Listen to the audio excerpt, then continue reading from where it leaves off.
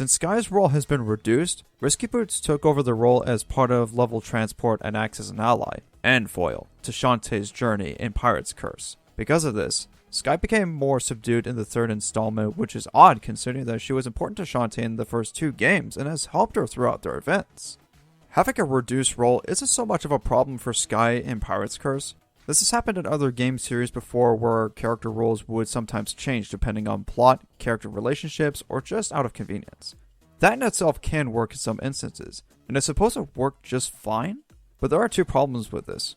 One is that Sky sometimes tends to be a bit more condescending than just teasing. Although this was largely due to her parents' involvement in having to deal with other foils throughout the storyline, the latter understandably so. Second is her romantic relationship with Barracuda Joe. What was the point of the relationship? Well, he was someone that she's been connecting with after Admiral Baron settled in Scuttletown and took it over. However, as the game went on, there was an instance where he was turned to stone and Sky freaked out over this. But then seems to be back at square one as Pirate's Curse came to a close. Her role in Pirate's Curse felt stunted compared to the first 2 games because of the wasted romance and her lack of involvement.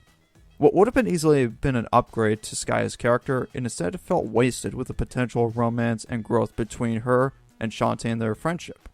I'll discuss this part more in how her character could have been improved since it was made for that.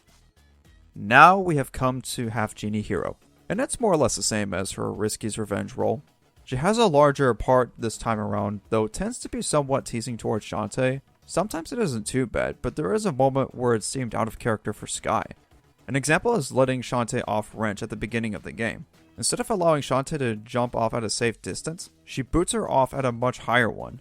I'm not sure if this was meant to be funny, but I wouldn't push someone off the cliff because they have to get their job done or something like that. Bullshit.